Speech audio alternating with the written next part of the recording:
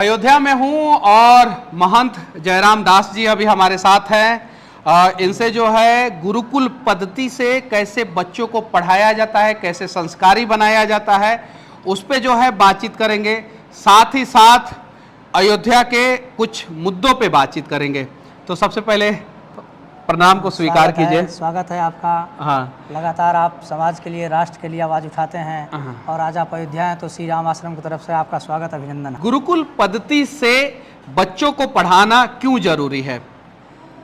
बच्चों को गुरुकुल पद्धति से पढ़ाना इसलिए ज़रूरी है हाँ, कि ये सनातन संस्कृति, हाँ, हमारा श्री गोस्वामी तुलसीदास जी ने कहा है कि प्रातः काल उठ के रघुनाथा, मातु पिता गुरु ना वही माथा। हाँ, माता पिता और गुरु को हाँ, माथा नवाते थे भगवान मर्यादा पुरुषोत्तम श्री रामचंद्र जी। और वह भगवान मर्यादा पुरुषोत्तम श्री रामचंद्र जी जो चक्रवर्ती सम्राट दशरथ जी के पुत्र थे, एक भारत भूमि के इस समय वर्तमान समय में कोई अपने आप को राजा नहीं कह सकते हैं। भारत को छोड़ दिए, एक राज्य के राजा नहीं कह सकते हैं और एक मंडल के राजा नहीं कह सकते, एक गांव का कोई राजा नहीं रह गए, राज परंपरा खत्म हो गई। और उस समय चक्रवर्ती थे, पूरे पृथ्वी के राजा थे दशरथ जी, और उनके पुत्र गुरुकुल में जाके पढ़ते थे। आप समझिए शिक्षा की प्रणाली क्या है। जब राजा के महाराज आजकल तो पैसा हो जाता है, अधिकारी लोग जो है गलत तरीके से पैसा कमा लेते हैं, तो अपने बच्चे को बम्बानी जी के स्कूल में भेज देते हैं। जी। अपने बच्चे को जो है देहरादून में बोर्डिंग स्कूल है, उस स्कूल में बच्चे को भेज देते हैं, जो अथाह जो है इलीगल तरीके से पैसे कमा लेते हैं। अवैध तरीके से पैसे कमा के जो है भ्रष्टाचार करने वाले लोगों के कारण ही अयोध्या में सड़कें धंस गई। जो सामने आया 20 से ज़्यादा जगह पे सड़क धंसा था। नाले के निर्माण में जो है गड़बड़ी हुई थी, ड्रेनेज सिस्टम जो है वो चोक हो गया, पूरा ब्लॉक हो गया, पूरा जो पानी ड्रेनेज सिस्टम में जाना चाहिए था वो पानी जो है सड़क पे आ गया। तो ऐसे भ्रष्ट लोग जो है बड़े बड़े स्कूलों में, कन्वेंट स्कूलों में और मिशनरी स्कूलों में पढ़ते हैं। वहाँ पे कहीं नहीं तो कहीं संस्कार की कमी रह जाती है, तब जो है इस प्रकार का काम करते हैं। बस वही मैं कहना चाह रहा हूँ। तो ये बच्चे अभी इतने छोटे अवस्था में, ये देखिए 7 साल 8 साल के बच्चे, ये देखिए ये 7 साल में आ गए थे। ऐसे 5-5 साल के बच्चे, एक नया बच्चे इधर आओ, देखिए इसको, ये 5 साल के 6 साल के बच्चे, ये देखिए इतने छोटे छोटे बच्चे को जब आप गुरुकुल में पढ़ाएंगे, जब इनको गुरुकुल की शिक्षा प्रणाली सिखाएंगे, तब गुरुकुल में इन्हें सनातन संस्कृति के साथ साथ भारत की जो व्यवस्थाएं हैं, भारत की जो मर्यादाएं हैं, भारत जो खंड खंड में लोग बांटने के लिए तैयार हैं, उसको अखंड भारत कैसे बनाया जाए, उसके लिए इन लोगों को अभी से ज्ञान देते हैं। माता पिता भी चाहते हैं कि हमारा बचवा जो है कन्वेंट स्कूल में पढ़े, भले वो अपना ब्याह के बाद जो है हम लोगों को डाइवोर्स दे पहले और बाद में पत्नी को दे। सही है कि नहीं? सत्य बात है। तो बढ़िया स्कूल में अपने बच्चे को पढ़ाते हैं, कन्वेंट स्कूल में, और पता चलता है कि जैसे वो पढ़ाई करके नौकरी शुरू किया तो माता पिता चले गए वृद्धा आश्रम में। बेटा जो है वो कोरोना में जो है लाश को भी नहीं छुआ, बहुत सारे जगह पे वीडियो नहीं छुआ, हम लोग कई लाशों को जो हम लोग सर्जरी सही कि नहीं है? जी जी, तो सनातन पद्धति से, गुरुकुल पद्धति से अपने बच्चों को संस्कारी बनाइए।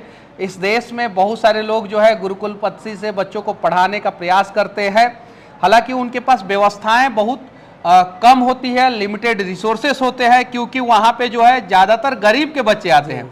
अमीर लोग तो अपने बच्चे को बम्बानी भाई साहब का मुंबई में जो स्कूल है वहाँ पे भेज देते हैं, जिसमें बहुत ज़्यादा पैसा लगता है, नहीं तो बोर्डिंग स्कूल जो है वहाँ पे भेज देते हैं। और बस आपको जानकारी के लिए बता दें कि ये हमारे आश्रम के ही बच्चे अभी बीपीएससी में 4 बच्चे बिहार में शिक्षक हुए हैं। एक और चीज मैं बता देना चाहता हूँ कि जितना भी बड़ा बड़ा कन्वेंट स्कूल है, उसके बच्चे ज्यादातर जो है वो नौकरी नहीं निकाल पाते हैं, और अगर नौकरी निकालते भी है तो सड़कें धंसा देते हैं। जी, ये चीज है। तो क्योंकि उन्होंने देखा होता है कि हमारे बाबूजी कहाँ से पैसा कमा के हमारे स्कूल का फीस भरे हैं। ऐसा है कि तो हमको भी अपने बच्चों का फीस भरना है तो ज्यादा कमाना होगा। ऐसा है कि जो 2 नंबर का कमाया हुआ पैसा है, जो भ्रष्टाचारी करके पैसा कमाते हैं, निश्चित रूप से उनके बच्चे ही नहीं, परिवार भी भ्रष्ट हो जाते हैं, उनके बच्चे भ्रष्ट हो जाते हैं, उनके जो संस्कार हैं, उनके जो शिक्षा है, वो सब अशिक्षित हो जाते हैं, असंस्कारी हो जाते हैं। अयोध्या में जो भ्रष्टाचार हुआ मंदिर परिसर के बाहर, मंदिर परिसर के अंदर कहीं 1 रुपया का करप्शन भ्रष्टाचार नहीं है। कहीं नहीं है। नहीं। मंदिर परिसर में जो मंदिर निर्माण हो रहा है राम जन्मभूमि ट्रस्ट के द्वारा जो काम हो रहा है वो जो है मतलब कि बहुत अच्छे बहुत अच्छे ढंग से हो रहा है। लेकिन जो बाहर ठेकेदार पद्धति के द्वारा जो काम होता है, उन ठेकेदारों के द्वारा जो भ्रष्टाचार हुआ, उस पे क्या कहना चाहते हैं? मैं उस पर यही कहना चाहता हूं कि केंद्र सरकार से भी अपील करूंगा, राज्य सरकार से भी, कि देखिए भाई साहब, जहां पे यदि अयोध्या में काम लेना हो तो अयोध्या मंडल के ठेकेदार को दिया जाए। आप गुजरात को उठा करके यहाँ ठेकेदार ले आएंगे और वो 1 महीना में अपना किसी तरह काम चला देंगे और चले जाएंगे, तो बुलडोजर चलाने गुजरात जाएंगे आप? सरकार महाराष्ट्र जाएगी, गुजरात महाराष्ट्र जाएगी बुलडोजर चलाने? जब अयोध्या मंडल के ठेकेदार को मिलता या उत्तर प्रदेश के ठेकेदार को मिलता ठेका, तो उसको बांधा जाता, उनको पकड़ा जाता, उनके घर की कुर्की की जाती, उनके बच्चों को रेला जाता। परंतु पता चल रहा है कि रेला जाता नहीं, जो बात सत्य है, देखिए जो जितने जरूरी है, देखिए जितने बच्चे हैं, मैं बता, जितने ठेकेदार हैं आजकल, ये सब गुजरात महाराष्ट्र यहाँ से ठेकेदार पकड़े जाते हैं। भाई आपके उत्तर प्रदेश में ठेकेदार नहीं है। तो मेरा कहना यह है कि श्री राम जन्मभूमि मंदिर में तीर्थ क्षेत्र ट्रस्ट के द्वारा जो कार्य हो रहे हैं, वो कार्य लगातार 5000 वर्षों के लिए वो कार्य किए जा रहे हैं, और उस कार्य पर कोई उंगली उठा के देख लें, कोई उंगली नहीं उठेगा।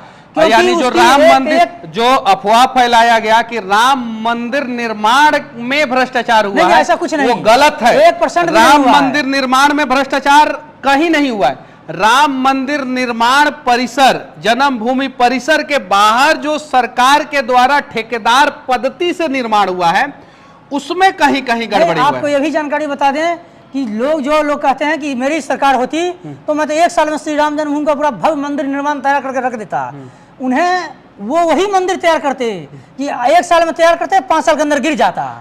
वो मंदिर तैयार करते, काहे नहीं तैयार किया इतना दिन वही मैं कह रहा हूं। पहला चीज। दूसरा चीज, काहे नहीं रोड बना दिए, कुछ नहीं बिजली का व्यवस्था दिए थे। 5 वर्ष में अयोध्या ही नहीं आए एक बार आज। और दूसरी बात यही बता दें, आज उनके सांसद जो जीते हैं, अयोध्या से जो राष्ट्रवादी पार्टी के राष्ट्रवादी राम भक्त एयर कंडीशन में कमरे में रहने वाले सांसद जो हार गए, उनके बारे में क्या कहना चाहते हैं? उनके बारे में मैं यही कहना चाहता हूं, उनसे मैं कुछ नहीं कहना चाहता हूं, मैं केंद्र सरकार से कहना चाहता हूं कि अयोध्या ही नहीं, अयोध्या के साथ साथ देश में जितने भी सांसद हैं, विधायक हैं या जनप्रतिनिधि हैं, MLA हैं, मंत्री हैं, कड़ाई से उनके साथ पेश आइए और उनको कहिए कि आप अपने क्षेत्र में जाके काम करें।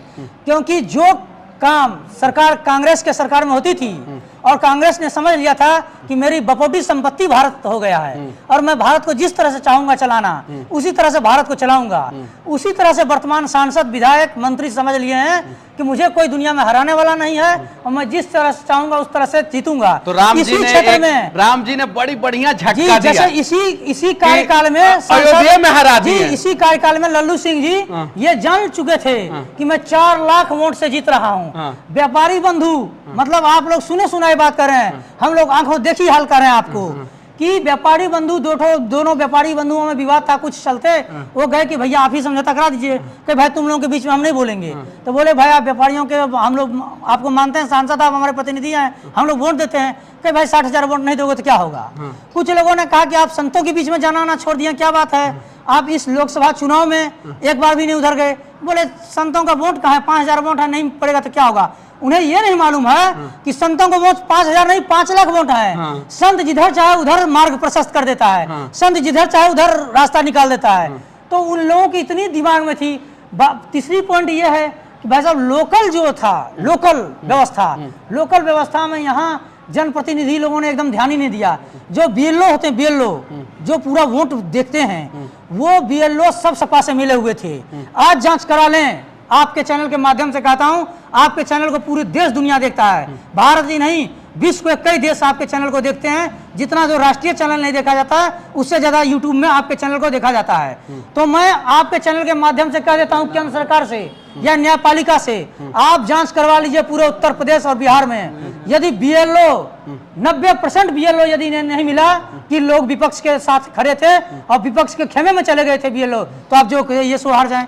तो ये बीएलओ जो है, तो बीएलओ की समस्याएं क्या है, इस पे सरकार को बीएलओ से बैठ के चर्चा करना चाहिए तो था। बीएलओ का कहना है कि सरकार को तो छोड़ दीजिए, उनके जनप्रतिनिधि जो प्रत्याशी है वो भी हमसे आकर एक बार बात तो नहीं क्या किया। तो वो तो नाराज होंगे ही। तो जो इसमें नाराज होंगे तो BLO की जो सम्मान गलती- करेगा उसके साथ जाएगा। हाँ, बीएलओ की तो इसमें गलती नहीं है, उनको तो मतलब कि उनकी समस्याओं तो का ये सब समस्याएं थी। निराकरण दूसरी होना बात चाहिए। कि जो रोड बन रहे हैं, जो अयोध्या में व्यवस्थाएं हो रही हैं, ये लाइट अच्छा, की व्यवस्था है, बिजली की व्यवस्था है। लोगों ने कहा कि अयोध्या में जो श्रद्धालु है उनका आना कम हो गया, ये बात सही नहीं, है देखिए ऐसा है कि श्रद्धालुओं को जब वर्तमान समय में इतनी 45 डिग्री टेम्परेचर थी, पहली बात, दूसरी बात खेती की काम हो रही थी, तो श्रद्धालु इसलिए कम हो गई थी। अब आप जाके देखिए राम जन्मभूमि में 1 घंटा की लाइन फिर चालू हो गई है। अच्छा, 1 लाख से 1.5 लाख लोग फिर दर्शन करना चालू कर दिए हैं। एक और चीज मैं देख रहा हूँ, अयोध्या में जितना भी पोल लगा हुआ है, पोल तो दिल्ली में भी लगता है, मुंबई में भी लगता है, हमारे पटना में भी लगा है, यहाँ पे जितना पोल लगा है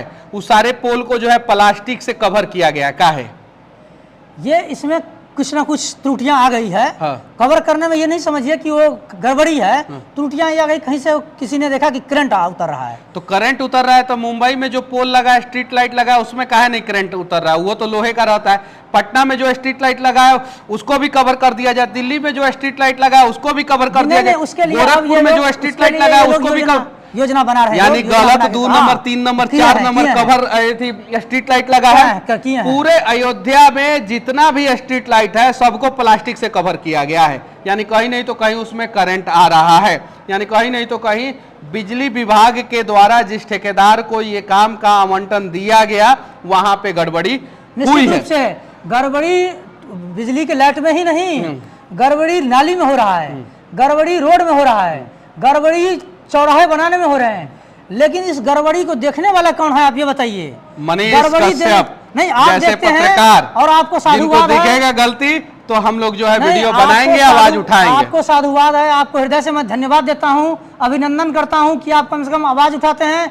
मैं ये कहना चाहता हूं कि हमारे साथ समस्या क्या है कि हम लोग जो है जब ये चीजों को दिखाते हैं तो इस साइड वाले गाली देते हैं, इस साइड के बातों को दिखाते हैं तो, और इस साइड के बातों को दिखाते हैं तो इस साइड वाले गाली देते हैं। समस्या यह है कि आपके अंदर चमचागिरी नहीं है। हाँ। सबसे बड़ी समस्या यह है आपके अंदर, अपनी समस्या को ही समझिए कि आपके अंदर चमचागिरी नहीं है।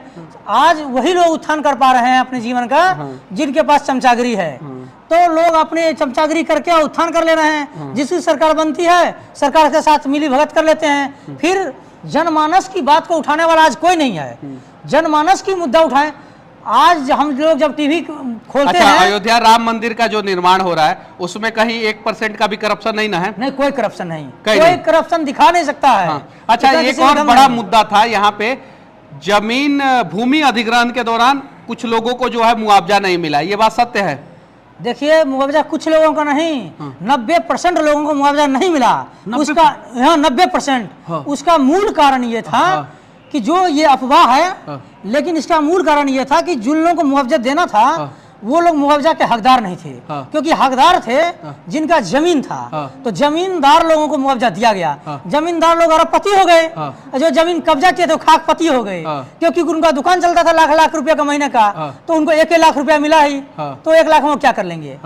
परंतु उसके बावजूद उत्तर प्रदेश सरकार उन लोगों के लिए जिनका दुकान था, सोचिए, ये बात को कोई कह नहीं रहा है, उत्तर प्रदेश सरकार उसके लिए अलग से मल्टीपर्पज दुकान बना करके, वीवीआईपी दुकान बना करके, और मूल कीमत में 20 लाख रुपया में दे रहे हैं। उस कीमत का भी 20 साल में पैसा जमा करना है। 20 साल में? 20 साल में बताइए, ये कोई सरकार दे सकता है? 1 लाख रुपया पर ईयर, 8,500 रुपया के आसपास का महीना। मतलब खटाखट योजना जो है कांग्रेस ने नहीं लागू किया, नहीं दिया, लेकिन यहाँ पे जो है उत्तर प्रदेश सरकार ने दिया है। योजना के तहत जो है जिनका दुकानें टूटा है उनको दुकानें जो मिलेगा। दुकान के मालिक नहीं थे, तब उनको दिया है सरकार ने, और अब मालिक बन जाएंगे। अब मालिक बन जाएंगे। चलिए, ठीक है। बाकी अयोध्या के बारे में आप लोग क्या सोचते हैं? करप्शन पे आप लोगों का क्या राय है?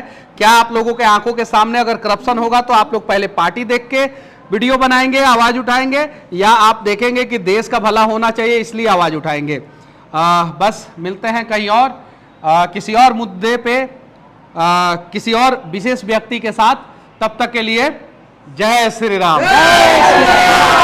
भारत माता की, भारत माता की, भारत माता की, जय श्री राम।